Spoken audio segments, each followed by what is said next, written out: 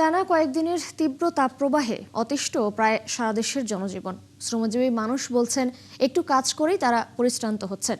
আবহাওয়া অফিসের তথ্য অনুযায়ী বেশিরভাগ এলাকার তাপমাত্রা ওঠানামা করছে 36 থেকে 38 ডিগ্রি সেলসিয়াসের মধ্যে। এর মধ্যে বিদ্যুতের লোডশেডিং হওয়ায় দুর্ভোগ আরও বাড়ছে। এদিকে জামালপুরের মাদারগঞ্জে হিটস্ট্রোকে আরও এক নারীর মৃত্যু হয়েছে। এ নিয়ে গত 3 দিনে হিটস্ট্রোকে 3 জনের মৃত্যু হলো। সহকর্মীদের তথ্য ছবিতে প্রতিবেদন। টানা 5 দিনের তাপপ্রবাহে বিপর্যস্ত জামালপুর। সকাল থেকে রাত পর্যন্ত অসহনীয় গরম, চরম বেকায়দায় পড়েছে খেটে খাওয়া মানুষ। এদিকে এই গরমের মধ্যেই রাত দিন বিদ্যুতের লোডশেডিং দুর্ভোগ বাড়াচ্ছে প্রতিনিয়ত। গরম ভাই আমি কামলা পাওয়া যায় না, নিজে কাম করতে নাগে লাঞ্চ নাগে নিজে খাওয়া নাগবো, তো ফুলে তো অসুস্থ হয়। কুড়িগ্রাম সহ উত্তরাঞ্চলের কয়েকটি জেলায় মৃদু তাপপ্রবাহ চলছে। গরম ও ভ্যাপসা আবহাওয়ায় জনজীবন দুর্বিষহ হয়ে উঠেছে। কুড়িগ্রাম ও তার আশপাশের এলাকায় গত 5 দিনে তাপমাত্রা 35.5 থেকে 36.8 ডিগ্রি সেলসিয়াসে ওঠানামা করছে। বুধবারও তাপমাত্রা 35 ডিগ্রি সেলসিয়াস রেকর্ড করা হয়। গরম মানুষ অসুস্থ হইতেছে, বাচ্চা অসুস্থ হইতেছে। মানুষ কাজ কাম করবে গেলেও তো ঘামি ছাড়া বাড়া, কাজ করবে কি হবে? বর্তমান গরমের কারণে মানুষ বাইরে বের করতে পারতেছে না, বিশেষ করে কষ্ট হচ্ছে যারা ওই যে রিক্সা চালাচ্ছে। চুয়াডাঙ্গায় গত 1 সপ্তাহ থেকে তাপপ্রবাহ বেড়েছে। মঙ্গলবার সর্বোচ্চ তাপমাত্রা রেকর্ড করা হয়েছিল 36.0 ডিগ্রি সেলসিয়াস। এত রোদের তেজ যে মানুষ সহ্য করতে পারছে না, মানুষের খুব অসুবিধা হচ্ছে, কঠিন ব্যাধি হয়ে যাচ্ছে। প্রচণ্ড রোদ, গরম সহ্য করা যাচ্ছে না, তাপ সহ্য করা যাচ্ছে না, জানের ভিতরে অস্থির, পানি খাচ্ছে কোনো কাজ হচ্ছে না। যশোরে চলতি সপ্তাহ জুড়ে তাপমাত্রা 35 থেকে 38 ডিগ্রি সেলসিয়াসের মধ্যে ওঠানামা করছে। প্রচন্ড গরম, তো এই মুহূর্তে যদি একটু স্বস্তির বৃষ্টি দিত সৃষ্টিকর্তা, তাহলে মনে একটু শান্তি লাগতো। গরমে একদিন খুব ভয়াবহ অবস্থায়, বাইরে তো হাঁটা যাচ্ছে না, জাস্ট একটু বসে একটু শরবত খাচ্ছি। এই পরিমাণ গরম, এই পরিমাণ হচ্ছে তাপ, আসলে মানে ঢাকায় থেকে আসলে উপলব্ধি করা যায় না। পিন্টু হাজং, 71। টানা কয়েকদিনের তীব্র তাপপ্রবাহের খবর জানাতে নীলফামারী থেকে আমাদের সাথে যুক্ত হচ্ছেন সহকর্মী বিজয় কাজল।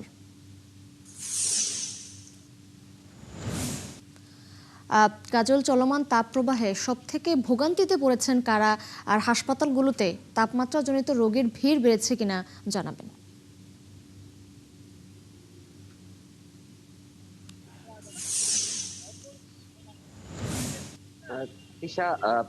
প্রথমে জানিয়ে রাখি যে গত 3 দিন থেকে নীলফামারীতে যে তাপদাহ চলছে, সেই তাপদাহের যে অবস্থা, তাতে কিন্তু যে মানুষজন রয়েছে, বিশেষ করে সাধারণ মানুষ যারা এই খেটে খাওয়া মানুষ, তাদের কিন্তু আপনার চরম দুর্ভোগে পড়ছে। কারণ হচ্ছে যে প্রচন্ড গরমে সেখানে হচ্ছে যে আপনার মানুষের যে নার্ভিশ্বাস, সেটি কিন্তু আপনার পরিলক্ষিত হচ্ছে। বিশেষ করে যারা খেটে খাওয়া মানুষ রয়েছে, এই যারা কৃষি শ্রমিক থেকে শুরু করে যারা মাঠে ঘাটে কাজ করছেন, এবং রিক্সা চালক থেকে শুরু করে যে অন্যান্য যে শ্রেণী পেশার মানুষ রয়েছে, তারা কিন্তু প্রচন্ড এই গরমে একেবারে তারা কিন্তু কষ্টে রয়েছে। আমরা গতকালকে দেখেছি যে জেলায় সর্বোচ্চ তাপমাত্রা রেকর্ড করা হয়েছে 37.8 ডিগ্রি সেলসিয়াস, যা গতকাল দেশের যে সর্বনিম্ন তাপমাত্রা, তার তৃতীয়তম তাপমাত্রা কিন্তু নীলফামারী জেলায় আপনার রেকর্ড করা হয়েছে। এর আগে গত পরশুদিন জেলায় সর্বনিম্ন তাপমাত্রা রেকর্ড করা হয় 38.5 ডিগ্রি সেলসিয়াস, যা দেশের সর্বোচ্চ তাপমাত্রা, সেটি জেলার সৈয়দপুর উপজেলায়। তা আমরা দেখছি যে গড় তাপমাত্রা প্রতিদিনই, যেটা আমরা আবহাওয়া দপ্তরের সাথে কথা বলছি, তারা যেটি জানাচ্ছে যে গড় তাপমাত্রা থাকছে সর্বোচ্চ তাপমাত্রা সেটি হচ্ছে আপনার 36 থেকে 38 ডিগ্রির মধ্যেই ওঠানামা করছে। অপরদিকে যে আপনার সর্বনিম্ন তাপমাত্রা, সেটি কিন্তু আপনার থাকছে 24 থেকে 26 ডিগ্রি সেলসিয়াসের মধ্যে।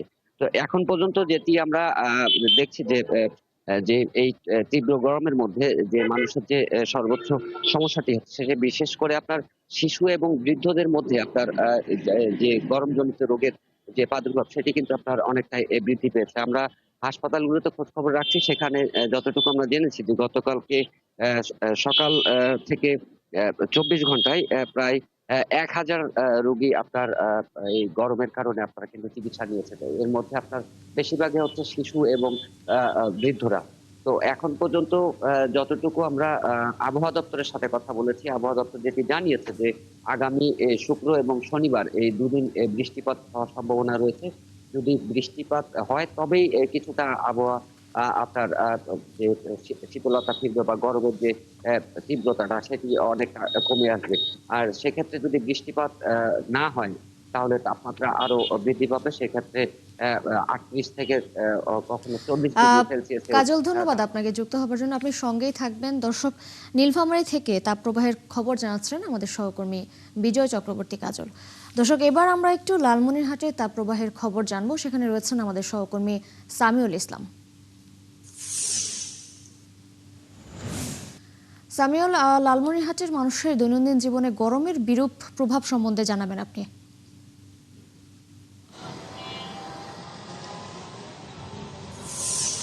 জি, লালমনিরহাট জেলার কথা যদি বলি তিশা, যে লালমনিরহাট জেলায় প্রায় কয়েক দফা তাপমাত্রা পরিবর্তন হয়। সকালের দিকে থাকে 32, দুপুরে থাকে 36-এর দিকে, আবার বিকালে ঠিক মাঝামাঝি সময় 37-এর কাছাকাছি যায়। গতকালকে তাপমাত্রা ছিল 37 ডিগ্রি সেলসিয়াস। তার আগের দিন যদি আমরা বলি গত পরশু দিন তাপমাত্রা ছিল 36 ডিগ্রি সেলসিয়াস। তবে এইভাবে মানে তাপমাত্রা ওঠানামা কারণে গরমে এবং যে ভ্যাপসা গরম এবং সাধারণ মানুষের মধ্যে যে বিরূপ একটা প্রতিক্রিয়া দেখা দিয়েছে। যে আচ্ছা, আপনারা এই যে গত কয়েকদিন থেকে কি রকম গরম সহ্য করতেছেন? গরম একে অতিরিক্ত, গাড়ি চালাই খাই 6 ঘন্টা 2 ঘন্টা চালাই, কামাই রুজি নাই, যা বাইরে যা গাছতলাত বসি থাকি। গার অবস্থা দেন না কি হয়েছে, গরমে ফোসা পড়ি পড়ি যায়, বুঝি না থাকলে আমরা খামু কি? যে হ্যাঁ, এতে করে যদি আমরা আরেকজন দিন মজলিসের কথা বলি, যে আপনাদের এখন গড় আয় কিরকম হচ্ছে, মানে কামাই কিরকম হচ্ছে গরমে? গরমে খুব কামাই কম, কামাই নাই বলতে, মানে খুব কষ্ট, মানুষের এত কষ্ট রিক্সা চলা খুব কষ্ট হয়ে গেছে গরমে। যে তিশা, যে লালমনিরহাট জেলার যে বিশেষ করে দিনমজুর শ্রেণী রয়েছে, রিক্সা চালক রয়েছে, কৃষকরা যে সমস্ত রয়েছে, তারা বিশেষ প্রয়োজন ছাড়া তারা রাস্তায় তারা যানবাহন নামাচ্ছে না। এছাড়া গরমের কারণে সাধারণ যে মানুষজন যে সমস্ত রয়েছে বিভিন্ন পেশায়, তারাও বিশেষ কোনো প্রয়োজন ছাড়া শহরের দিকে আসছে না। এবং দুপুরের পর থেকে শহর শূন্যতা, প্রায় জনশূন্যর অবস্থা পড়ে যায় গরমের কারণে। এবং আমরা গ্রাম অঞ্চলে গিয়ে বিভিন্ন জায়গায় দেখেছি, সেখানেও তাপদাহ রয়েছে। তবে অনেকে গাছের ছায়ায় বিভিন্ন জায়গায় বিভিন্ন স্থানে তারা আশ্রয় নিয়েছে।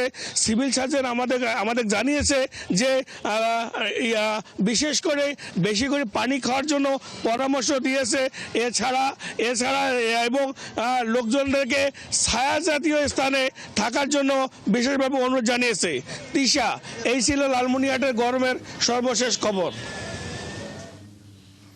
সামিউল, ধন্যবাদ আপনাকে যুক্ত হবার জন্য। দর্শক, লালমনিরহাট থেকে তাপপ্রবাহের খবর জানাচ্ছিলেন আমাদের সহকর্মী সামিউল ইসলাম। শিশু রামিসা হত্যার বিচারে আত্মপক্ষ সমর্থনের দিনে কাজ করায় দাঁড়িয়ে দ্বিমুখী বক্তব্য দিলেন মূল অভিযুক্ত সোহেল রানা। এ সময় তিনি প্রথমে নিজেকে নির্দোষ ও পরে দোষ স্বীকার করে ক্ষমা চান। ডলার নামে আরেকজনকে হত্যাকাণ্ডে জড়িত থাকার দাবিও করেন তিনি। এ সময় তার স্ত্রী স্বপ্নাকে নির্দোষ দাবি করেন তিনি। আত্মপক্ষ সমর্থনে স্বপ্না জানান তিনি কোনো অপরাধ করেননি। পরে মামলার যুক্তিতর্ক উপস্থাপনের জন্য বৃহস্পতিবার দিন ঠিক করে আদালত। দর্শক, এ বিষয়ে আরও জানাচ্ছেন মাইনুল মারুফ। পুলিশের কড়া পাহারায় বুধবার ঢাকা মহানগর শিশু সহিংসতা দমন ট্রাইব্যুনালে বিচারক মাসরুর সালেকিনের আদালতে তোলা হয় রামিসা হত্যা মামলার আসামি সোহেল ও তার স্ত্রীকে। এদিন ছিল তাদের আত্মপক্ষ সমর্থনের সুযোগ। সকাল 11টার পর শুরু হয় শুনানি। এ সময় আসামিদের উপস্থিতিতে তাদের বিরুদ্ধে সাক্ষীদের বক্তব্য ও অভিযোগগুলো পড়ে শোনান বিচারক। পরে সেই অভিযোগ এবং সাক্ষীদের বক্তব্য প্রসঙ্গে আসামিদের বক্তব্য জানতে চায় ট্রাইব্যুনাল। এ সময় দ্বিমুখী বক্তব্য দেন ধর্ষণ ও হত্যায় মূল অভিযুক্ত সোহেল। শুরুতে তিনি নিজেকে নির্দোষ দাবি করেন, পরে আবার বলেন তিনি একাই দোষী নন, তার সাথে ছিল ডলার নামে আরও একজন। এ সময় আদালতে নিজের দোষের জন্য ক্ষমা চান সোহেল আর নিজের স্ত্রীকে দাবি করেন নির্দোষ। এরপর তার স্ত্রী স্বপ্নার বক্তব্য জানতে চায় ট্রাইব্যুনাল। এ সময় বিচারক বলেন, নৃশংস ঘটনায় সহায়তাকারী হিসেবে সোহেল যে সাজা পাবে একই সাজা হবে তারও। পরে স্বপ্না দাবি করেন তিনি কোনো অপরাধ করেননি। আমাদের আইনে একটা ব্যাখ্যা আছে যে একই আইনের মধ্যে দুটো ধারা যদি হয় মানে কন্ট্রাডিক্ট করে, তখন শেষের ধারাটা প্রায়োরিটি পায়। তাহলে এখানে যে দুই ধরনের বক্তব্য দিয়েছে, প্রথমে নির্দোষ পরে দোষী, এই দুই বক্তব্যের মধ্যে আইন অনুসারে পরের বক্তব্যটি প্রাধান্য পায় এবং পরের বক্তব্যটি অ্যাকসেপ্টেবল বেশি হয়। শুনানি শেষে মামলার যুক্তিতর্ক উপস্থাপনের জন্য বৃহস্পতিবার দিন ঠিক করে ঢাকা মহানগর শিশু সহিংসতা দমন ট্রাইব্যুনাল। এই মামলাটি একটি দৃষ্টান্তমূলক মামলা হিসাবে থাকবে এবং আগামী দিন যেন এই দেশে এই ধরনের কোনো ঘটনা না ঘটে, কেউ যেন সাহস না পায়। এই মামলার মাধ্যমে একটি বার্তা দেশবাসীর কাছে, সবার কাছে এটা যাবে। আসামি বলেছে আমি ভুল করেছি, আমি মাপ চাই। তার পক্ষে কোনো ছাপাই সাক্ষী নাই, বিদেশে আজকে ছাপাই সাক্ষী দিবে না। এর আগে মঙ্গলবার রামিসা ধর্ষণ ও হত্যা মামলায় একদিনে 16 জনের সাক্ষ্যগ্রহণের মধ্য দিয়ে বিচার বিভাগের নজির স্থাপন করে আদালত। এই মামলাটি হতে পারে দেশের বিচার বিভাগের ইতিহাসে সবচেয়ে দ্রুততম মামলার রায়। মাইনুল মারুফ, ৭১, ঢাকা। ৭১ মুক্তিযোদ্ধাদের অসম্মান করার চেষ্টা হলে প্রয়োজনে আবার গণঅভ্যুত্থান হবে বলে মন্তব্য করেছেন মুক্তিযুদ্ধ বিষয়ক মন্ত্রণালয়ের প্রতিমন্ত্রী ইঞ্জিনিয়ার ইশরাক হোসেন। বুধবার নোয়াখালী জেলার সোনাইমুড়িতে বীরশ্রেষ্ঠ রুহুল আমিন জাদুঘরে বীর মুক্তিযোদ্ধাদের সাথে মতবিনিময় সভায় এই মন্তব্য করেন তিনি। ইশরাক আরও বলেন, ৭১কে যারা মুছে ফেলতে চায় সেসব রাজাকারদের পাকিস্তানে পাঠানো হবে। মুক্তিযুদ্ধের ইতিহাস নিয়ে অপপ্রচার চালিয়ে তারা সফল হতে পারবে না বলেও হুঁশিয়ারি দেন তিনি। এ সময় নোয়াখালী ১ আসনের সংসদ সদস্য ব্যারিস্টার মাহবুব উদ্দিন খোকন, জেলা প্রশাসক শফিকুল ইসলাম সহ আরও অনেকেই উপস্থিত ছিলেন। 1971 সাল এবং মহান মুক্তিযুদ্ধকে কেউ খাটো করে দেখবে, আর আমরা শহীদ রাষ্ট্রপতি জিয়াউর রহমানের আদর্শের সৈনিকেরা সেটা আমরা চেয়ে দেখব, সেটা কোনোদিনও হবে না। নোয়াখালীর সুবর্ণচরে মেঘনা নদীর ভাঙনে বিলীন হচ্ছে জনপদ। ভিটেমাটি, শিক্ষা প্রতিষ্ঠান, হাট বাজার সহ বিভিন্ন স্থাপনা এখন নদী গর্ভে। ভুক্তভোগীদের অভিযোগ, বারবার আশ্বাস দিয়েও ভাঙন রোধে কেউ কার্যকরী কোনো উদ্যোগ গ্রহণ করেনি। বর্ষার আগে কোনো পদক্ষেপ না নিলে শেষ সম্বলও হারিয়ে ফেলার আশঙ্কায় অনেক পরিবার। মিজানুর রহমানের তথ্য, জয় ভুইয়ার ছবিতে প্রতিবেদন। নোয়াখালীর সুবর্ণচরের কাটাখালী ঘাটের বাসিন্দা ষাটোর্ধ্ব লোকমান হোসেন। মেঘনা নদীর পাড়ি ছিল তার বসত ভিটা। 4 বছর আগে ভাঙনে হারিয়েছেন সবকিছু, কিন্তু এখনো নদীর দিকে তাকিয়ে ভাবেন সেই বাড়ির কথা। সৈয়দপুর মাদ্রাসা আছিল, স্কুল আছে, বাজার আছিল, হিয়ার পরে হিয়ার দইনে বসার বাজার আছিল, এটি সব ভাঙ্গি চুরি সব এমনি চলে এসেছে। নোয়াখালীর সবখানেই এখন চলছে নদীর ভাঙা গড়ার খেলা। শত শত বসত বাড়ি, স্কুল, মাদ্রাসা, বাজারগুলো ভাঙনে বিলীন হচ্ছে। তীব্র ভাঙনে সুবর্ণচর উপজেলার অন্তত 10টি এলাকা নদীতে বিলীন হয়েছে, যে গ্রামগুলোর কোনো চিহ্নই এখন নেই। 3 থেকে 4 বার নদী ভাঙনের শিকার মানুষগুলো সামনের বর্ষা নিয়ে আতঙ্কে দিন পার করছেন। ভাঙন রোধের দাবি জানিয়ে মানববন্ধন সহ নানা কর্মসূচি পালন করছেন তারা। যাবার কোনো বাসস্থান নাই, এখন সরকার কাছে আকুল আবেদন, এখন যেভাবে এটার একটা ব্যবস্থা নেওয়া উচিত। এটা শুধু জিও ব্যাগ না, এটা স্থায়ীভাবে ভলক দিয়ে এখন টিকসই বাঁধের মাধ্যমে যদি সরকার আমাদের এই প্রকল্পকে মানে বাদ করে দেয়। নদী ভাঙতে একবারও অসহায় হয়ে গেছে, তাদের বর্তমানে কোনো অবস্থান নাই। বেড়ির সাইডে, রাস্তার সাইডে অনেকজন গদুয়ার করি আছে। একবার ভাঙছে, ভাঙ্গি অন আবার মানে এই যে এই জায়গার ভিতরে রয়েছি, এখন মনে করেন আবার ভাঙ্গি যে বুড়ি, কোথায় যাবো কোথায় থাকুম, শুধু ওই টেনশনটা করতে আছি। প্রধানমন্ত্রীর নির্দেশে গত 17ই মে ভাঙন কবলিত স্থান পরিদর্শন করেছেন পানি সম্পদ মন্ত্রী শহীদ উদ্দিন চৌধুরী অ্যানি ও BNP vice chairman Mohammad Shahjahan. এই সময় তারা বর্ষার আগে মেঘনা নদীর ভাঙন রোধে জিও ব্যাগ ফেলা সহ স্থায়ী ব্যবস্থা নেওয়ার আশ্বাস দেন। আগামী বর্ষা থেকে এলাকাকে রক্ষা করতে হবে, সেই ব্যবস্থা গ্রহণ করতে হবে। জরুরিভাবে সেই ব্যবস্থা গ্রহণ করার পর তারপরে স্টাডি করে দেখবে কি ব্লক করলে কি থাকবে, নাকি কি করতে হবে, যাই করা দরকার তাই করা হবে। যেখানে যেটা খুব বেশি অতীব প্রয়োজন এই মুহূর্তে, সেখানে আমরা পার্মানেন্ট ওয়ার্ক হিসাবে আমরা কিছু ভাঙন প্রতিরোধের ব্যবস্থা গ্রহণ করব। আমরা সেই অনুযায়ী স্টাডি রিপোর্ট কমপ্লিট হওয়ার পর চেষ্টা করব আগামী অর্থ বছরেই এই কাজগুলোকে সমাপ্ত করার জন্য। নদী ভাঙন এলাকার মানুষ সরকারের কাছে আর প্রতিশ্রুতি নয়, স্থায়ী সমাধান চান। শান্তা ইসলাম, ৭১। দর্শক, নোয়াখালীর সুবর্ণচরে মেঘনা নদীর ভাঙনের খবর জানাতে আমাদের সাথে যুক্ত হচ্ছেন সহকর্মী মিজানুর রহমান। মিজানুর, একটু জানাবেন, এতদিন বারবার আশ্বাস দিয়েও কেন ভাঙন রোধে কার্যকরী উদ্যোগ নেওয়া হয়নি? আর মন্ত্রী ভাঙন রোধে জিও ব্যাগ ফেলার যে আশ্বাস দিয়েছেন সেটাই বা কবে নাগাদ শুরু হবে?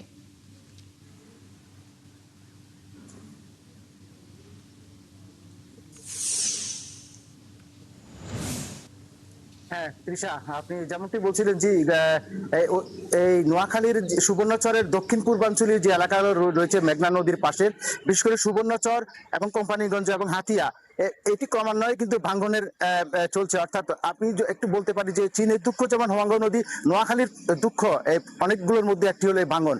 ইতিমধ্যে যেটি গত 17 বছর এই ভাঙ্গন রোধে তেমন কার্যকরী পদক্ষেপ গ্রহণ করা হয়নি, এমনটি অভিযোগ করেছেন নদী পাড়ের মানুষগুলো।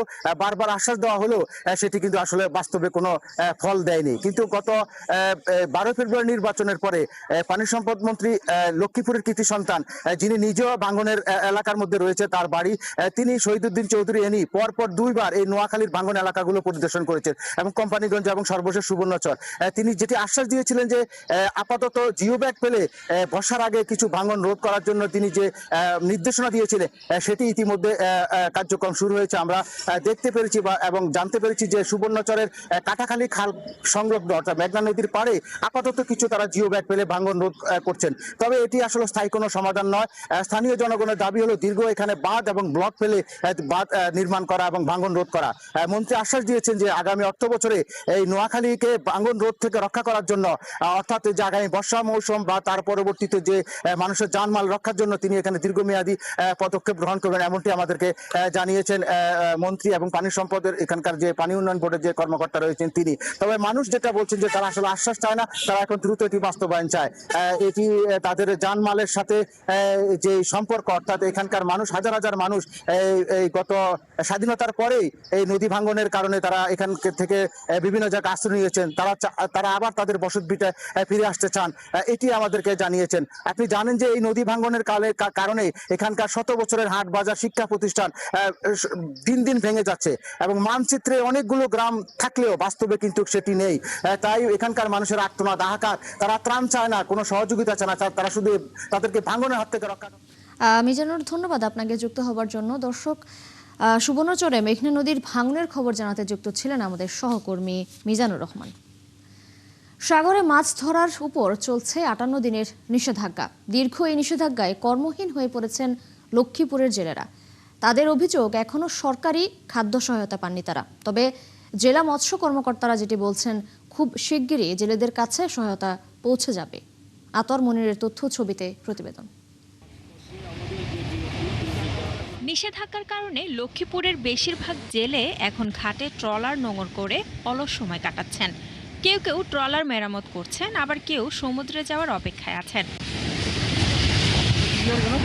তবে জেলেদের অভিযোগ, কার্ড থাকার পরেও নিষেধাজ্ঞার এই সময়ে সরকারি সহায়তা পাননি তারা। এতে জীবিকা চালাতে সংকটে পড়েছেন। অরিজিনাল জেলে না খাই নৌকা অভিযান আনি বসে থাকবে, কিন্তু অরিজিনাল জেলেরা পানা।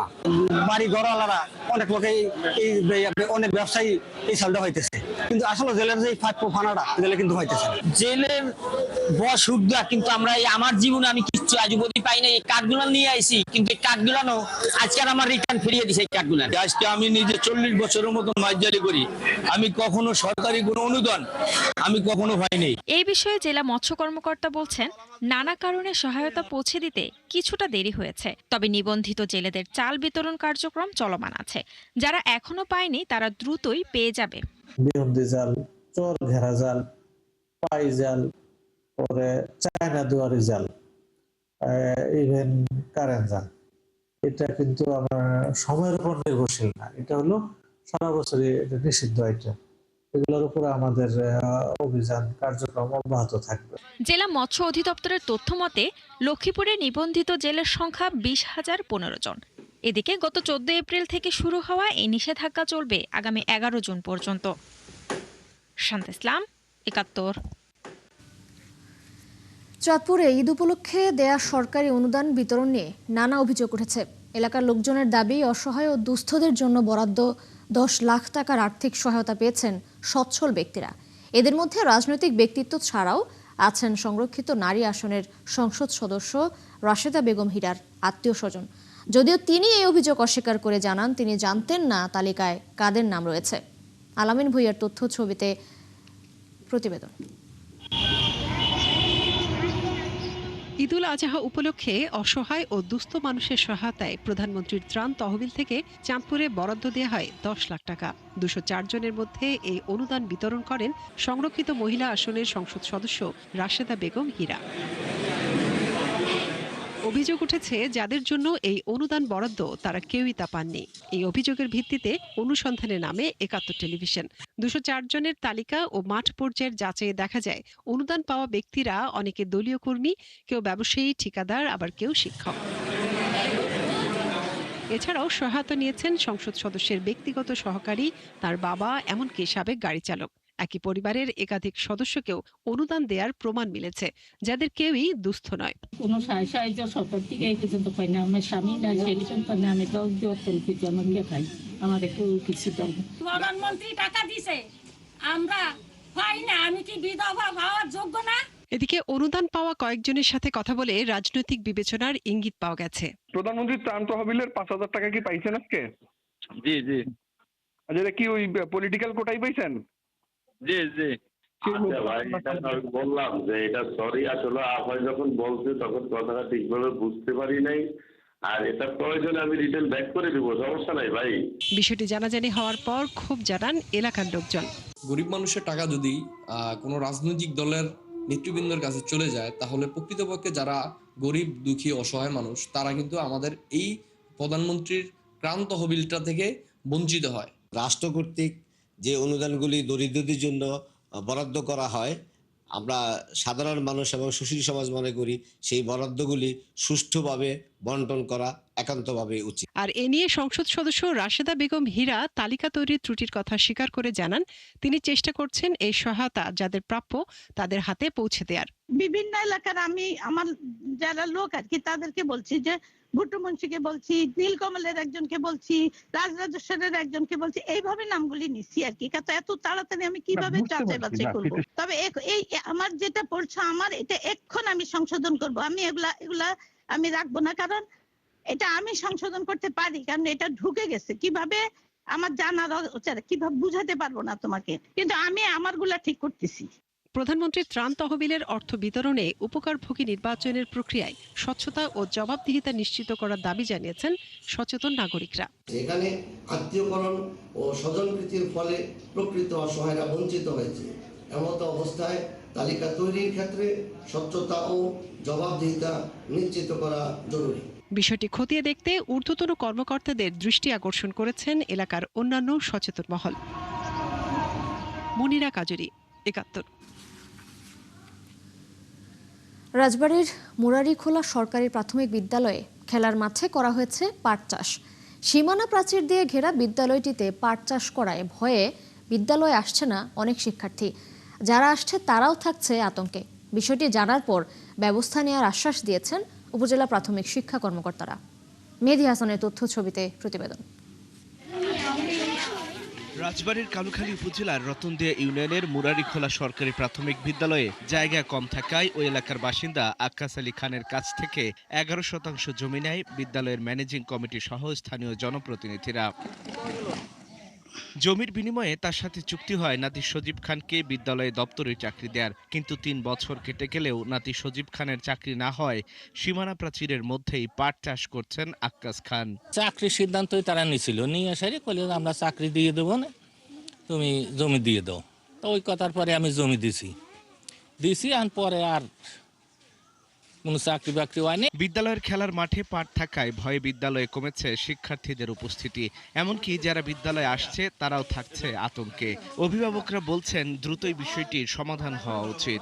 খেলতে পারি না, আবার সবাই বলে যে পাট খেতে গলা কাটা আছে। পাট খেতের জন্য অনেকেই ভয় পায়, স্কুলে আসে না।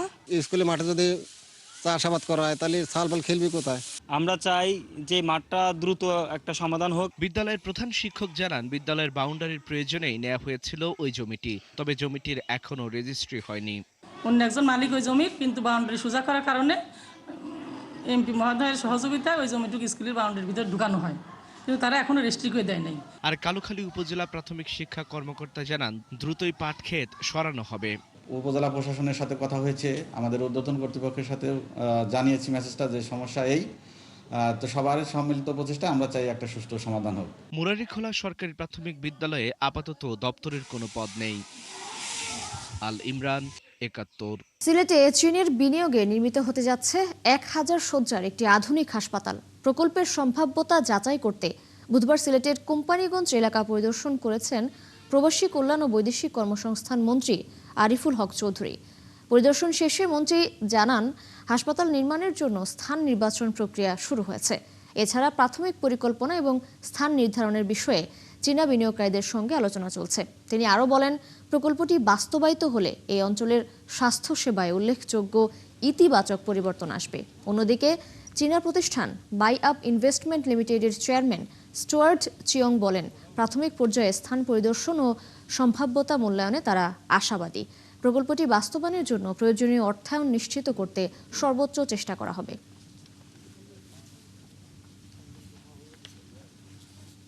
তারা যদি সাইট ভিজিট করে, তারপরে আমরা তাদের সঙ্গে ডিসকাশনে বসবো। আগে তো মোটামুটি সে দেখে এখানে মনে হচ্ছে যে এখানে এনভায়রনমেন্টটা ভালো, পরিবেশ ভালো, কিন্তু এখন ডিপেন্ড অন তারা পরবর্তী স্টেপ তারা কিনে, এবং আমরা তার পরবর্তী স্টেপে নিব ইনশাল্লাহ। কেরানীগঞ্জের রাজেন্দ্রপুরে ঢাকা মহাসড়কে নিরাপত্তায় থাকা N8 সদস্যদের বহনকারী পেট্রোল লকার ও যাত্রীবাহী বাসের সংঘর্ষে 2 জন নিহত হয়েছেন। এ সময় আহত হয়েছেন 4 জন। বুধবার এই দুর্ঘটনা হয়। আহত ও নিহতরা সবাই মহাসড়কের নিরাপত্তার দায়িত্বে থাকা কোরিয়া এক্সপ্রেসওয়ে কর্পোরেশনের সদস্য। পুলিশ ও এলাকাবাসী জানায়, মহাসড়কের ঢাকামুখী লেনে N8 সদস্যরা পেট্রোল লকার নিয়ে দায়িত্ব পালন করছিলেন। এ সময় গোল্ডেন লাইন পরিবহনের যাত্রীবাহী বাস পেট্রোল লকারকে পেছন থেকে ধাক্কা দেয়। এতে গাড়িতে থাকা 6 জন সদস্যের মধ্যে 2 জন ঘটনাস্থলে নিহত হন, আর বাকিরা গুরুতর আহত হন। পরে এলাকার লোকজন আহতদের উদ্ধার করে রাজধানীর মিডফোর্ড হাসপাতালে পাঠায়। এদিকে দুর্ঘটনা কবলিত গাড়ি দুটো জব্দ করে হাসারা হাইওয়ে থানায় নেওয়া হয়েছে। নেত্রকোনার কেন্দুয়ায় পাওনা টাকা নিয়ে বিরোধের জেরে মিলন মিয়া নামের এক যুবককে কুপিয়ে হত্যা করেছে এক প্রতিবেশী। বুধবার উপজেলার দলপা ইউনিয়নের দলপা গ্রামে এই ঘটনা ঘটে। এলাকাবাসী জানায়, টাকা লেনদেন নিয়ে 2 পক্ষের মধ্যে কথা কাটাকাটি শুরু হয়। এক পর্যায়ে ইমন মিয়া দা নিয়ে মিলন মিয়ার উপর হামলা করে। এতে তিনি গুরুতর আহত হন। পরে হাসপাতালে নিয়ে গেলে চিকিৎসক মিলনকে মৃত ঘোষণা করেন। ঘটনার পরই অভিযুক্ত ইমন মিয়াকে আটক করেছে পুলিশ। দর্শক, চলছে দেশজোগ সরাসরি সংবাদ অনুষ্ঠান দেখতে চোখ রাখুন ৭১-এর ফেসবুক পেজে এবং সাবস্ক্রাইব করুন ৭১-এর ইউটিউব চ্যানেল। থাকুন ৭১-এর সাথেই।